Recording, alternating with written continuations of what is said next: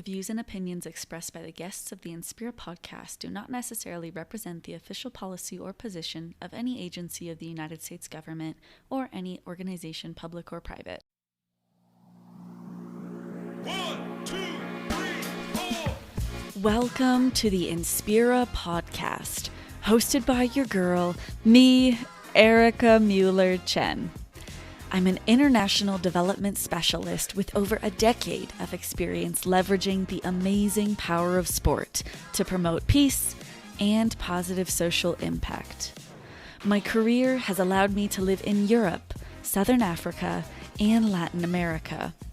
In 2022, I accepted an offer for my dream job in sports diplomacy. And I also became an employee family member to a U.S. diplomat, aka an EFM. This podcast is all about inspiration and career advice.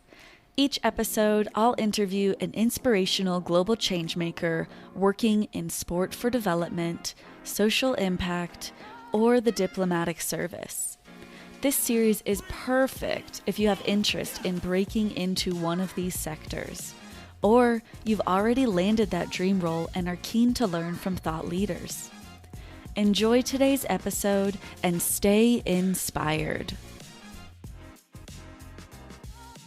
The sport development sector is way behind the rest of the international development sector in terms of fundraising practices more generally. Lots of organisations, when we talk about social enterprise and selling products and services, for most organisations in the sector, they haven't considered that, or they've tried it in small ways and it didn't work, so they gave up.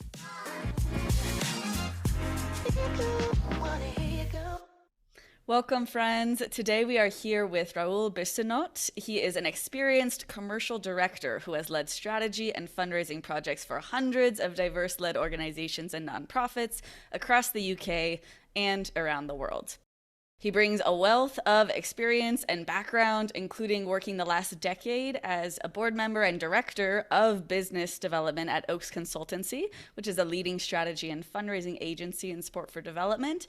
And he recently has moved over to Eunice Sports Hub as the chief commercial officer. Rahul, welcome. How are you doing today?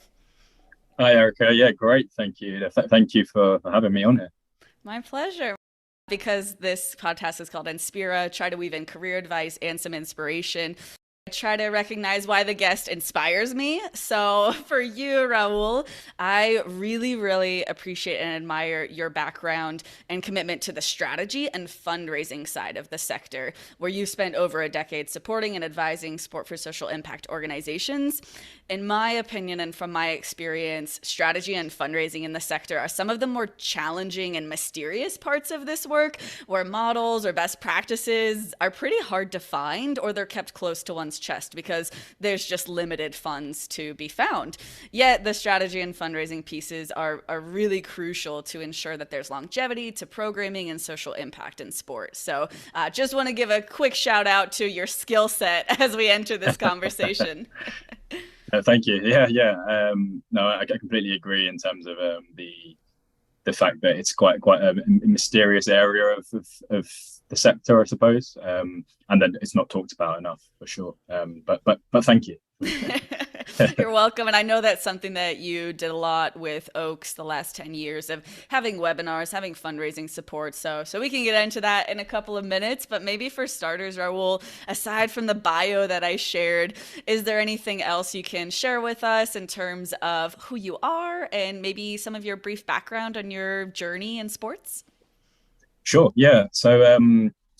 So yeah, I mean, I'm based in the UK, based in Birmingham in the UK, but I've kind of worked with organisations all over the world. As you said, spent the majority of the last 10 and a half, nearly 11 years at Oaks Consultancy. Started as an unpaid intern during my second year of university. Didn't know what sport for development was. Or sport for social impact was. I knew that I wanted to work in sport, and then kind of fell into this kind of internship role, and then left 10 and a half years later, having worked with hundreds and hundreds of sport for development organizations around the world. spent around 18 months with Magic Bus during my time at Oaks as an interim kind of UK director. Just joined Unis Sports Hub, which is still obviously within the sport for development sector, slightly more of a global view. Really enjoying that so far. And then outside of my day jobs, I have a real kind of interest in grant making within sport. So I'm also on the panel at the Football Foundation, who are the largest kind of grant maker in sport, particularly focused on facilities. So they fund football pitches across the UK. And I've, in the last kind of 6 months, joined the board of the People's Postcode Lottery here in the UK. And obviously they have lots of foundations around the world. But yeah, around helping to award grants to small community organisations here in England, Scotland and Wales. So yeah, I'm a bit of a grant geek, shall we say, which is a bit sad, but yeah, like that's been my real kind of focus over the last 11 years, has been actually in that kind of understanding how to access grants, securing grants, grant making, all of the kind of things that you need as an organization in order to be successful with grant fundraising. And that's kind of how, the work on strategic planning and wider organizational development all kind of fell part of that. Why grant making for you? Like, to be honest, that's kind of an interesting niche in the sector, and it's probably one of the most important and marketable skills. So did you think of it like, oh, I'm going to be able to have a job for the next 20 years if I need to? Or was it like, man, like this is interesting stuff?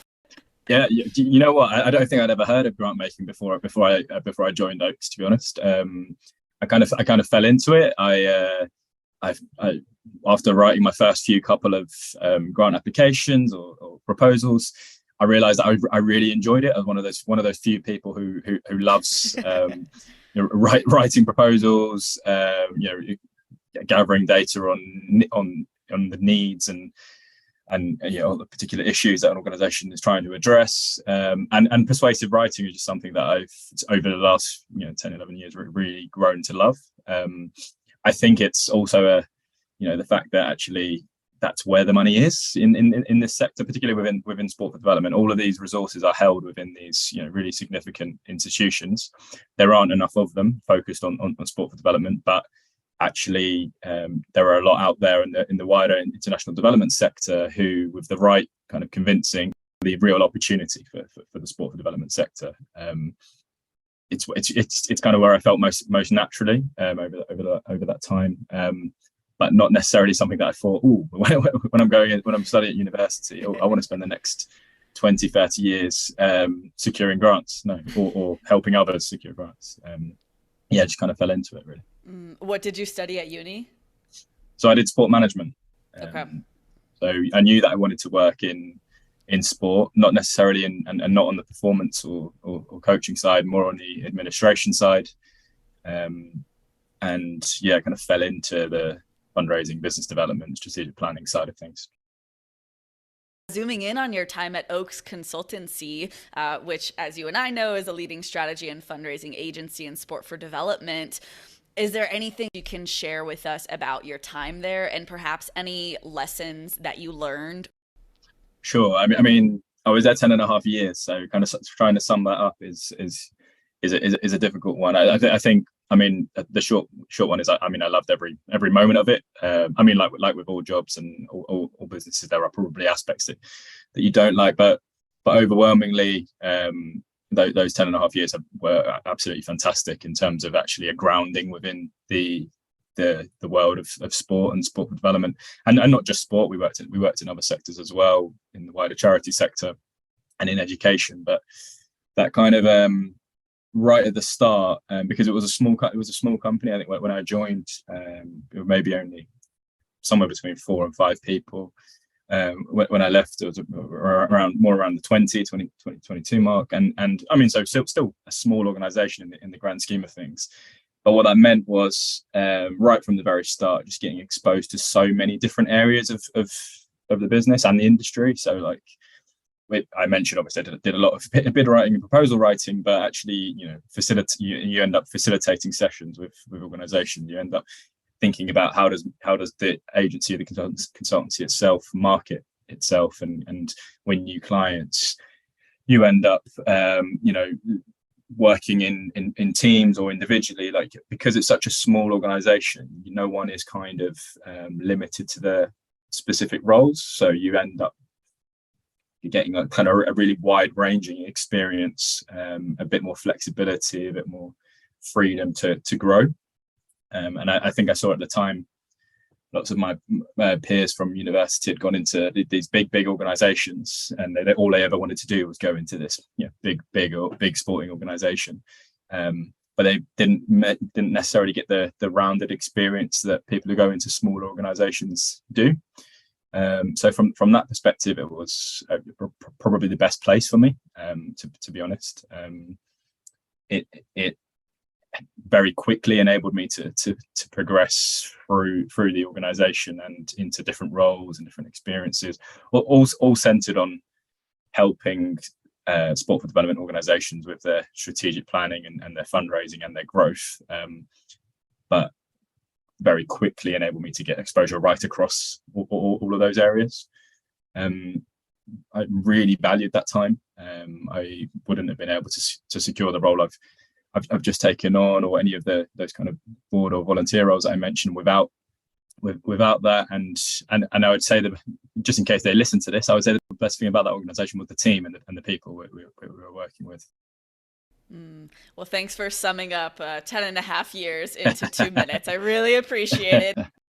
And that brings us to Eunice Sports Hub. From what I understand, it's a leader in promoting social business in the sports sector. Talk to us a little bit more about what you're comfortable with, sharing your decision-making process to make that transition over to Eunice Sports Hub, and what you're doing now.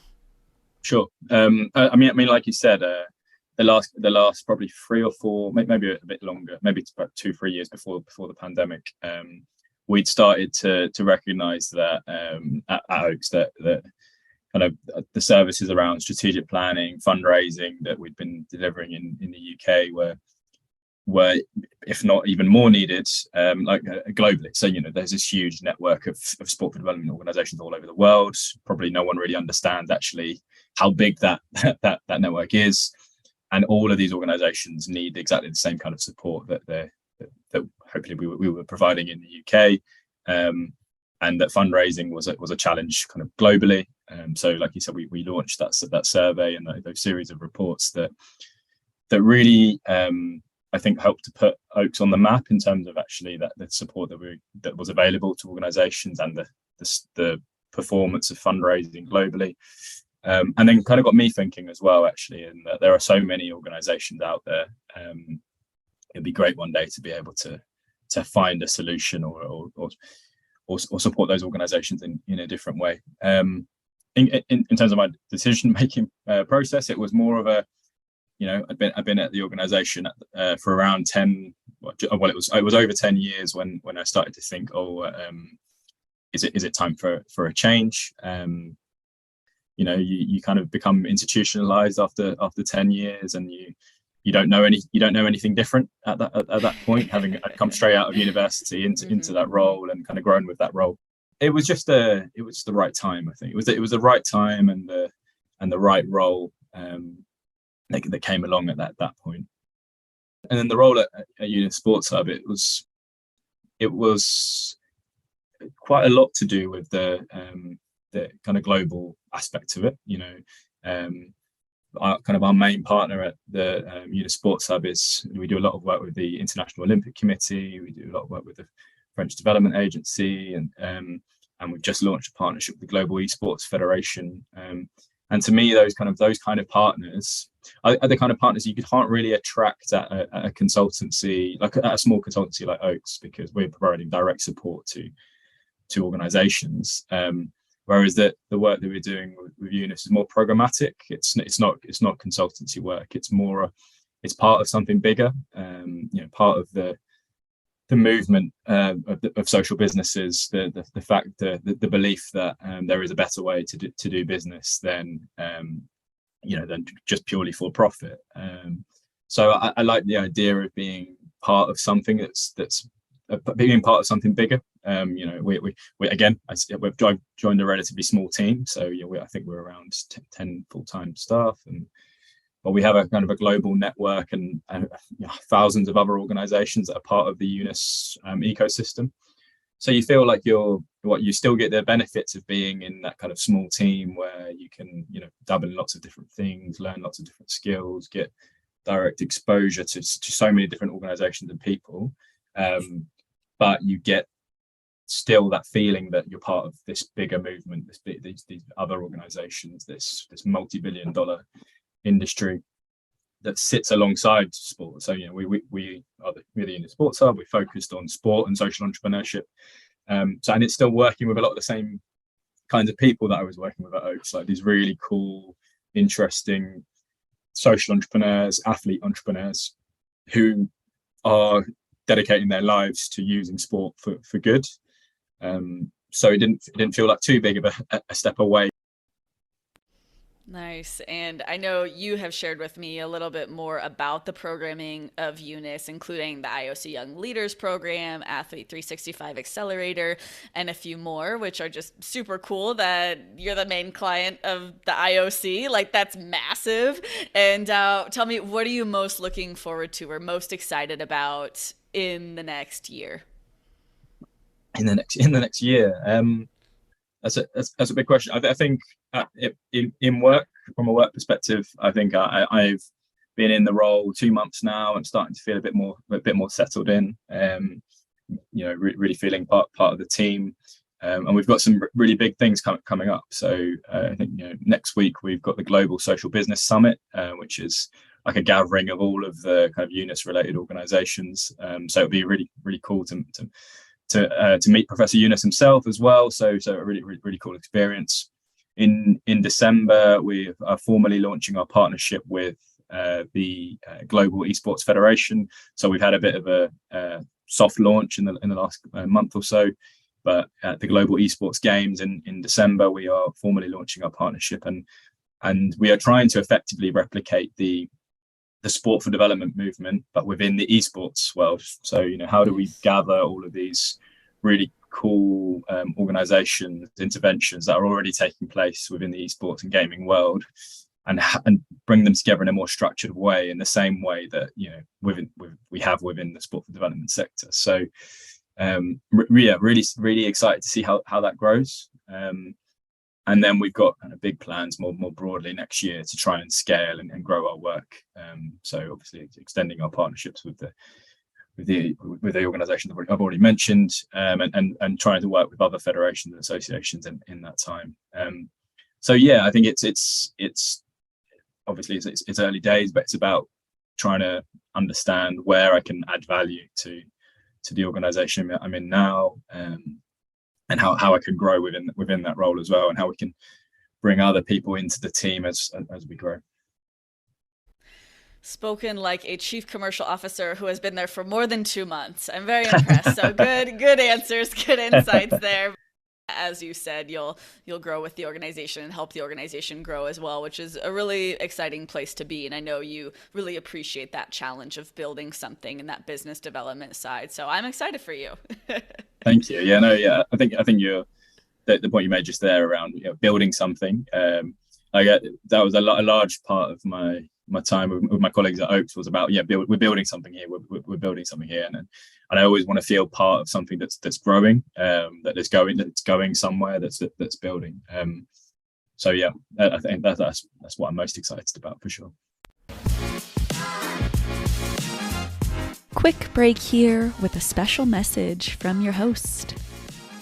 This episode is being released in celebration of the United Nations recognized International Day of Sport for Development and Peace, which takes place annually on April 6th.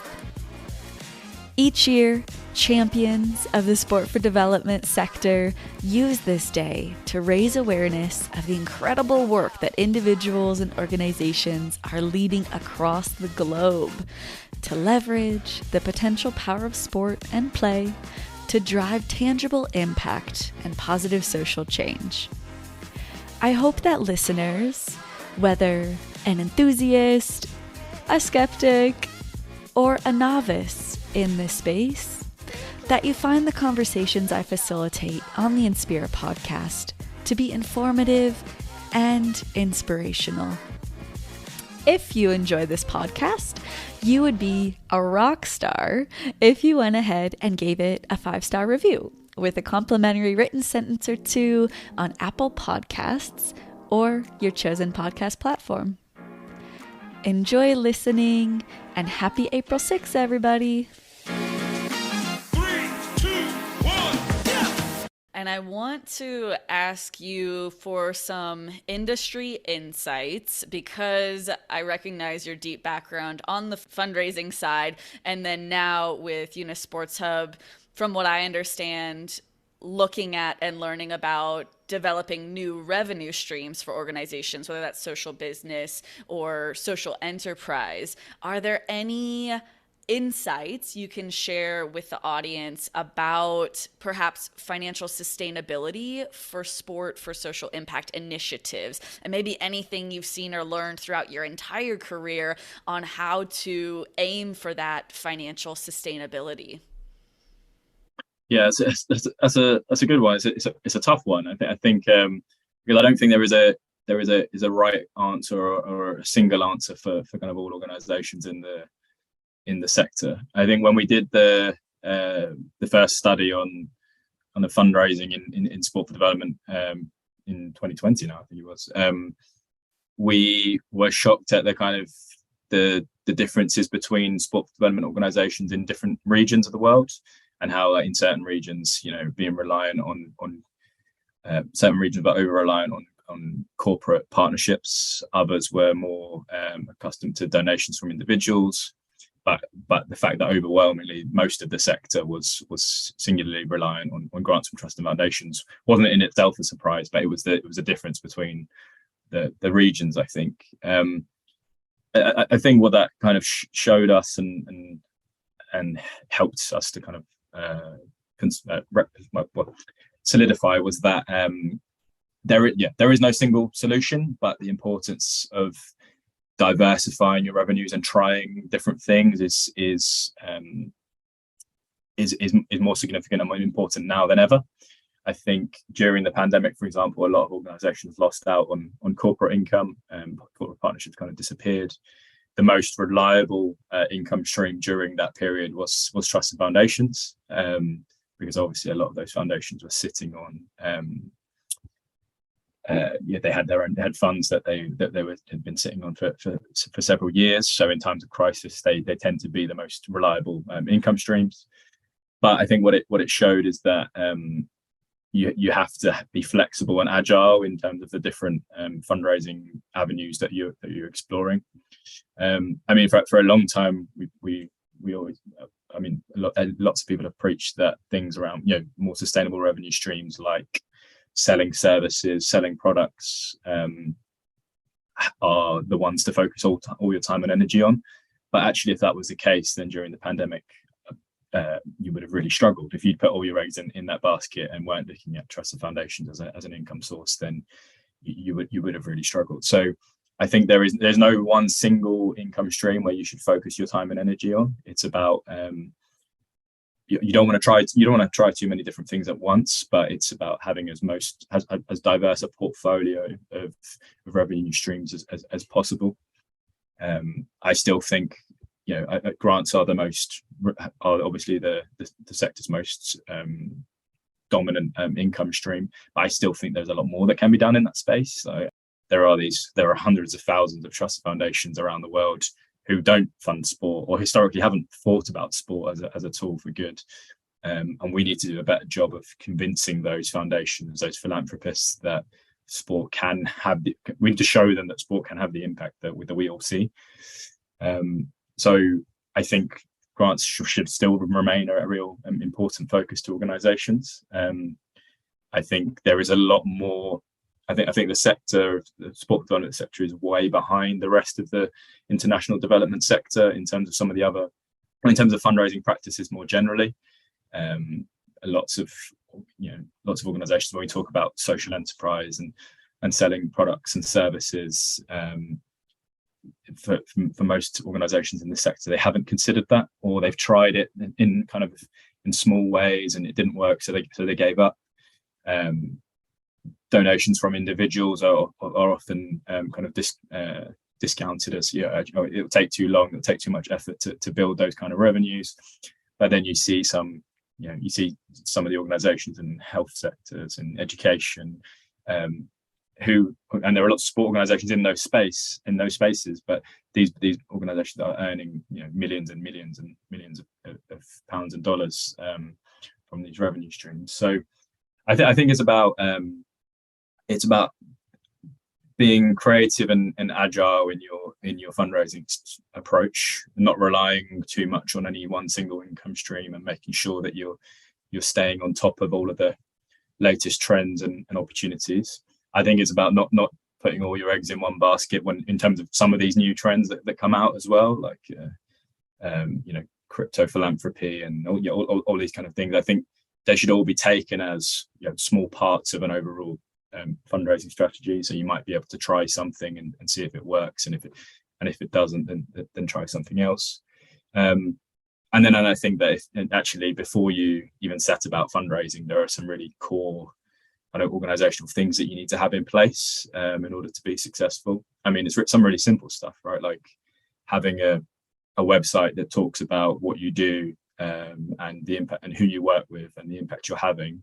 And before you start approaching people is often overlooked, right? Like it's because that's the first place they're going to look. It's making sure that your governance structure is right. It's a lot of the boring stuff that most people don't necessarily want to spend their time doing. But all of it, there are a series of factors and things that you need to have in place before you can be successful with some of these fundraising areas. And then I guess my last point would be around being realistic, I think, around both in terms of volume, or I guess value of targets and timescales, because I think a bar maybe grants, which would still likely take between 3 to 6 months to hear a decision. There are no quick wins. There are no quick fads that you can go and suddenly secure 100. There's no 100 millionaires grand out there that want to invest in sport for development. Well, I mean, there might be, but there's no way of knowing whether that something like that is going to pan out. So you're better off building gradually and slowly than you are trying to chase £100,000 in a month, for example.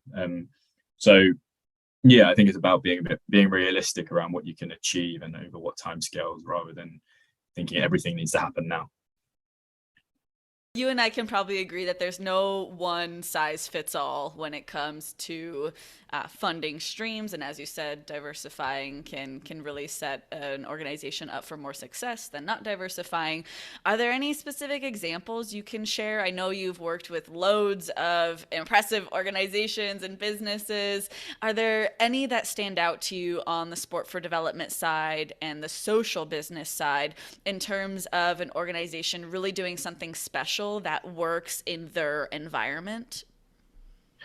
Yeah, I don't know how detailed I can get into, but two organizations that really stand out to me in terms of like their creativity, their business model, and ultimately the work that they're doing. I mean, the first one is Skaterstan, who I'm sure you'll be aware of. A skateboarding NGO working in places like Afghanistan and some of the most high risk areas of the world. They're doing a really cool job of branding, of marketing, of merchandising, licensing. I think they've won an Oscar for a film about them. Like they've really kind of defined their role within the broader kind of skateboarding industry and brand, and as a result, they're reaping the benefits from an income generation point of view. So they've launched collaborations with some really cool brands, but these are collaborations focused on sales of merchandise and caps and skateboards. Or I'm not a skateboarder, so I'm in dangerous territory here, but skateboard stuff. So they're doing some really cool things there. And then another organization who I've only recently come across is an organization called Klabu. who build kind of clubhouses in refugee camps and other areas and other communities like refugee camps around the world. And they have a really cool business model where you see these Klabu shops popping up around the world now where they're selling merchandise, clothing. They've got a really cool brand, and it's resonating with young people, with people around the world, and the sales that the money that they're generating through these sales are funding sport and physical activity and interventions in refugee camps around the world, funding the build of some of these clubhouses, and they're kind of locally led in each of the communities that they're in. So I think from a social business point of view, organizations like that, but you increasingly see more of this. Like I was talking to an organization earlier today where they're using recycled plastic to make keychains, and they're selling those keychains to fund the program cool. in Kenya.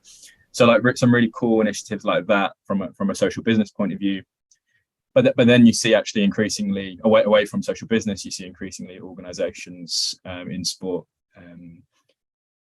taking some of the more traditional fundraising activities that the rest of the charity sector has been doing so well, and actually really generating significant income from that. So things like fundraising dinners and events that actually are quite basic to that they're not innovative fundraising approaches, but I think they are in the sport for development space because no one's really been doing them well.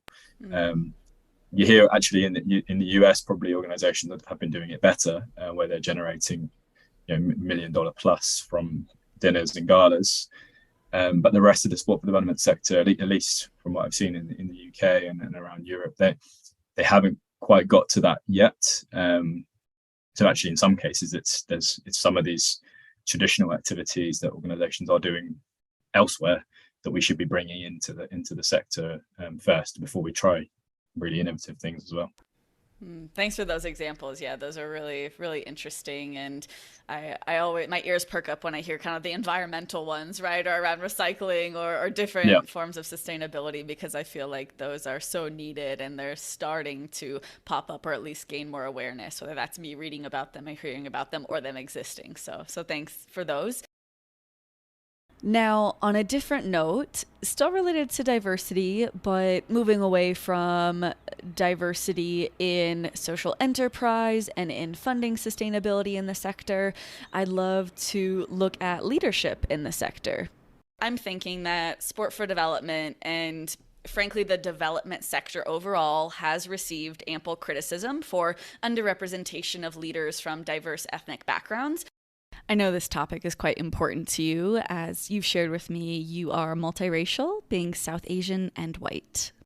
Whatever you're comfortable speaking about. I'm really curious what your experiences have been with this topic or what your observations have been and what you hope to see moving forward in sport for development in terms of including and representing voices and people from diverse ethnic backgrounds.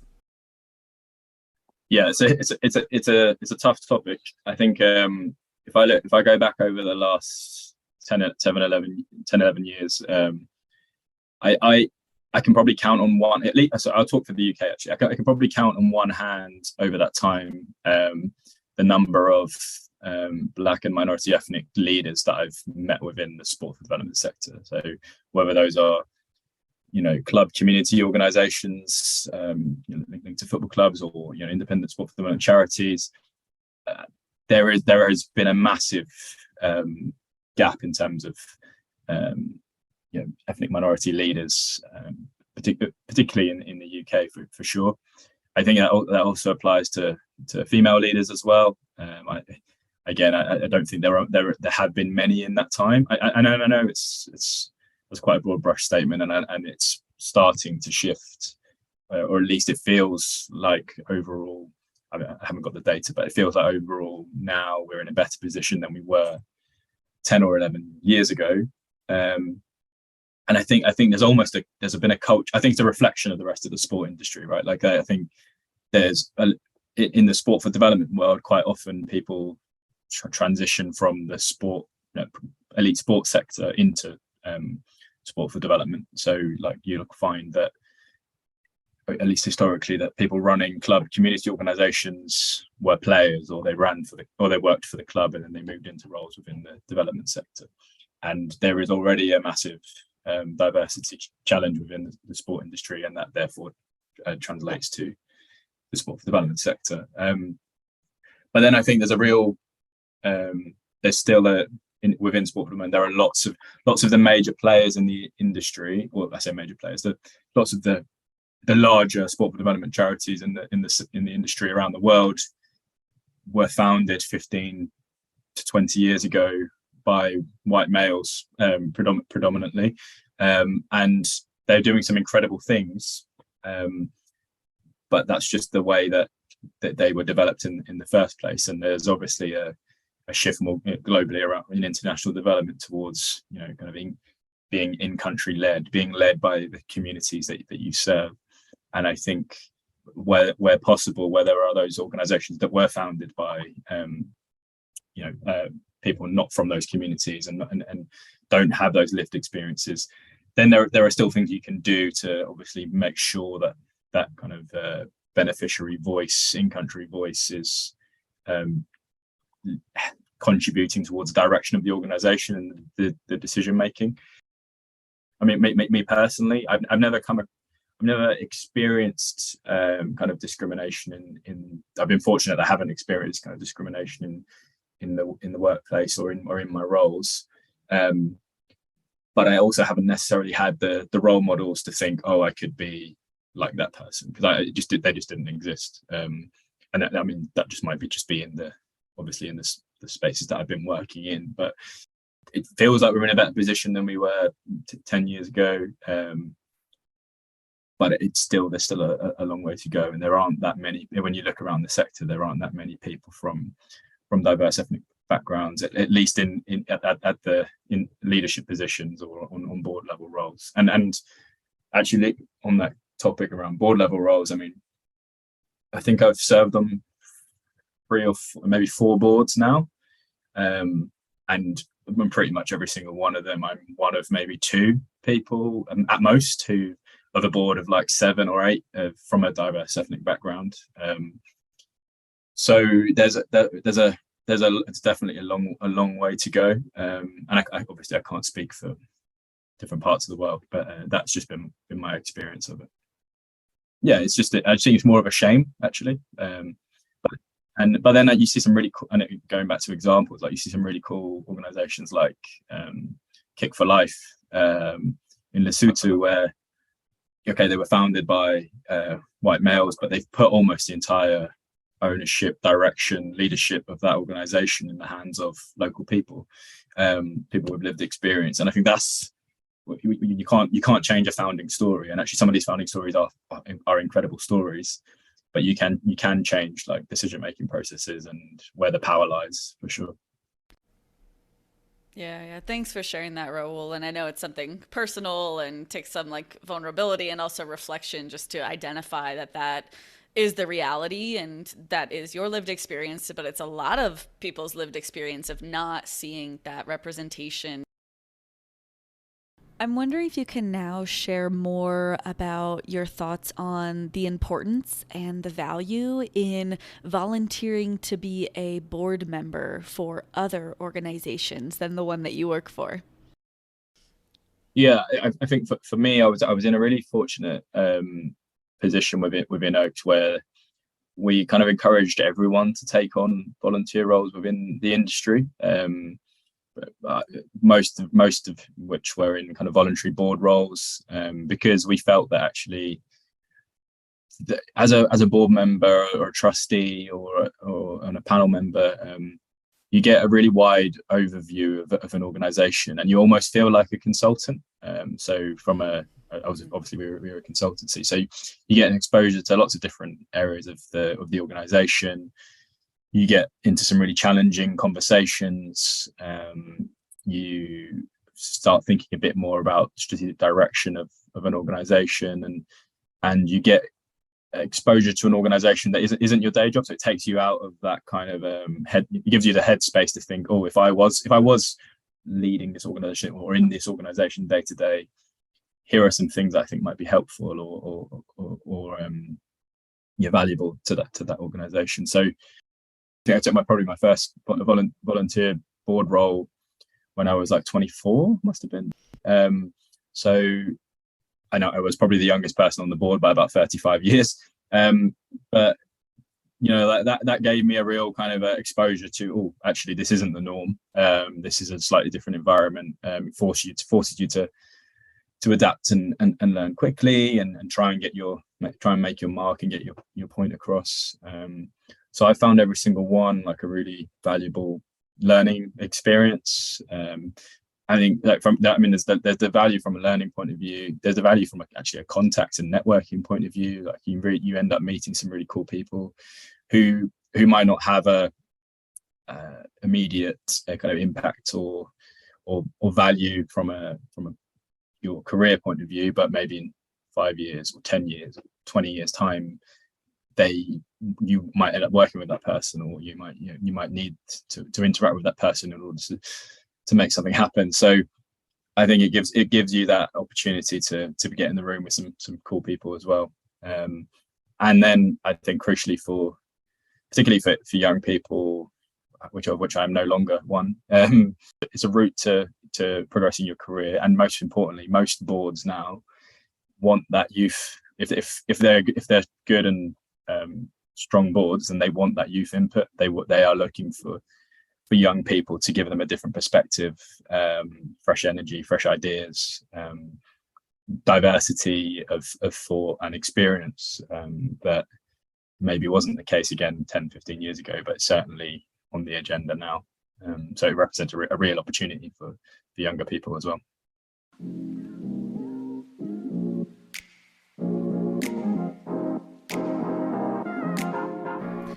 Now that we know more about our guest's career journey, the rest of our conversation will allow us to have some fun and get to know our guest on a personal level through some rapid-fire questions. We'll then start to wrap up with pointed questions focused on advice and how our listeners can transform interest into action. Enjoy the rest of the conversation.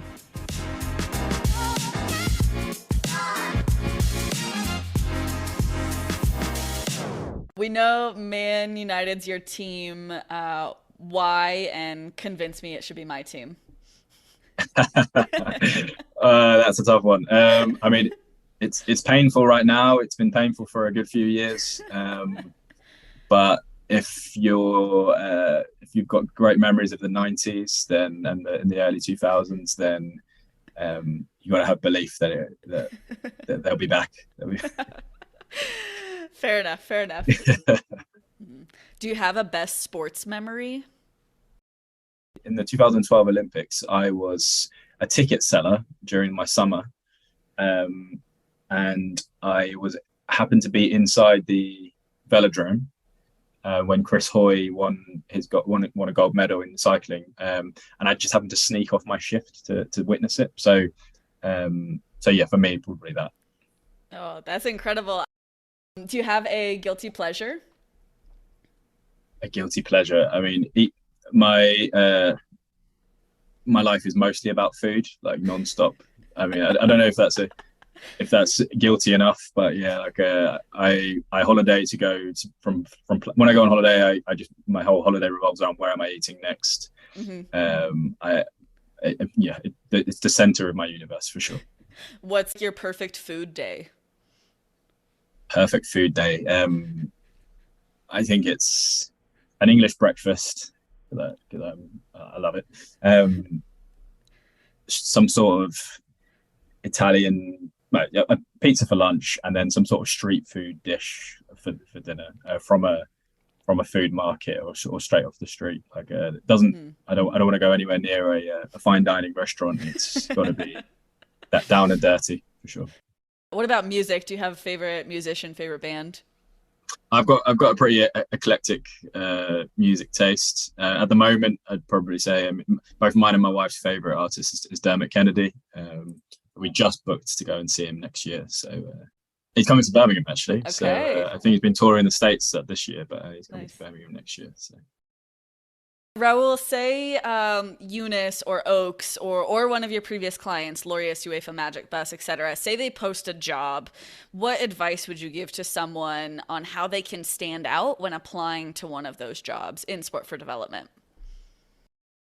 I think, I mean, for any of them, it's about one, obviously making sure that you understand, what makes sport different to other mechanisms for engaging people, and why it has this power to improve people's lives that maybe other things why is it more effective than other areas.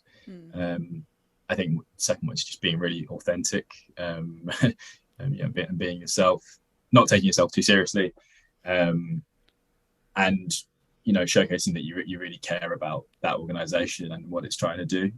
I've interviewed probably hundreds of people over the last 10 years, and you'd be surprised at the number of people who haven't done any research about what the role is or the organization is. That's crazy. Which is just basics, right? Like, just make sure you've done your basics. Basically. Oof. Okay. Good tips. And what's one skill you recommend folks try to develop if they are embarking on a sport for development journey? Yeah, I don't know if it's a skill or a trait, but kind of being resourceful. I think actually this is when you come into this sector, no one's sitting there with kind of in massive teams with loads of resources and loads of funding behind them. Actually, you need to think creatively all the time. You need to be able to use your resources in a way that is creative and makes the money go further and your resources go further. Rahul, what is one thing you hope listeners remember from our conversation today? Not take yourself too seriously. I think that's it. I think just keep things simple, enjoy the ride. How can our audience support you or your work moving forward? Always happy to have a conversation with people. I think, professionally from a Unisports Hub point of view, like if you're interested in partnering with Unisports Hub, adopting kind of social business principles into your organization, encouraging others to become social entrepreneurs, then of course, then just drop me a note or an email. And just more broadly, I think, like if you're interested in talking about sport for development, then always open to and fundraising and business development, then I'm always open to a conversation for sure. My final question, who or what inspires you?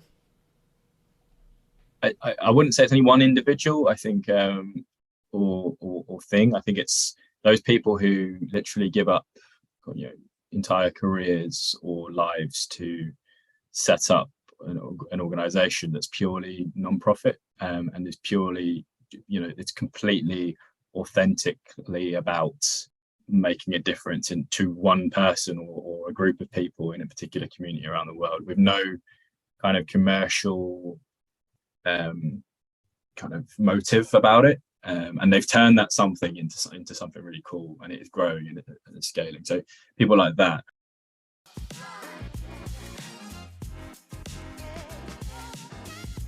Thank you so much for listening to today's episode of the Inspira Podcast with Erika Mueller-Chen.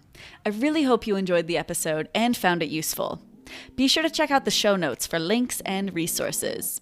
Specifically, my LinkTree is there with tons of awesome information.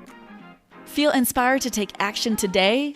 I've got 3 action steps you can take right now, because your girl likes calls to action and the number 3. So here goes. Number 1. Sign up for my mailing list by adding your email address. Number 2, check out my global resource hub and send it to someone in the sector who may be interested. Number 3, buy me a coffee. Or, if you know me, this will actually be a hot cocoa. Your support will help make sure this passion project prospers. All of these links are available by visiting my LinkTree. Until next time, stay inspired.